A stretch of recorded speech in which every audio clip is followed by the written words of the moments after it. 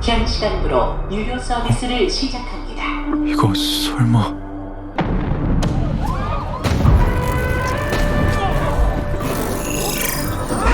全人類のスマホに突如としてミッションが届く。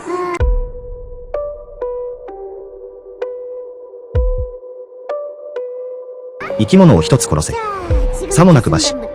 人々が弱者を襲い始め、車内が地獄絵図と化す中、ただ一人の男だけがミッションの抜け穴に気づいていた。彼が冷静にアリを潰すと、ミッションクリアの音が響く。全員を救えるはずだった。だが彼は極限の人間性を甘く見ていた。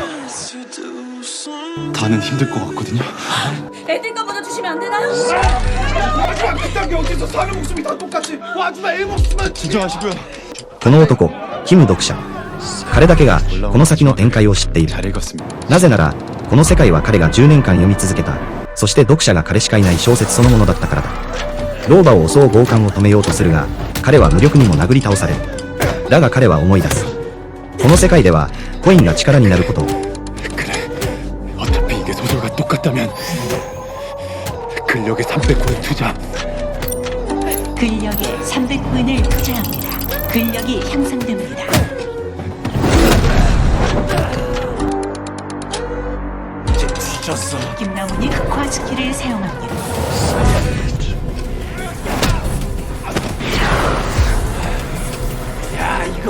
스킬도 나가고 존나 재밌네.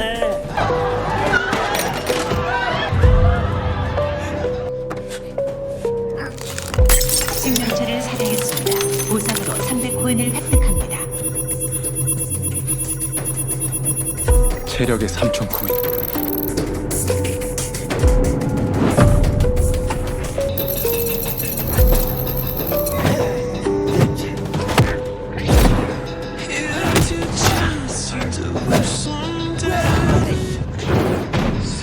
タイムリミットと同時に強姦は消滅した。読者は老婆を守りきったと安堵する。だがその老婆もまた力なく崩れ落ちる。彼が老婆に託した最後の一匹のアリは生きていたのだ。もし物語の全てを知ることが唯一の攻略法だとしたら。しかしその全知の力をもってしても守りたい人を救えないとしたら、あなたならこの物語のページをそれでも開きますか？ 주인공이 죽어서는 안 된다. 활용과 싸우다 죽는다.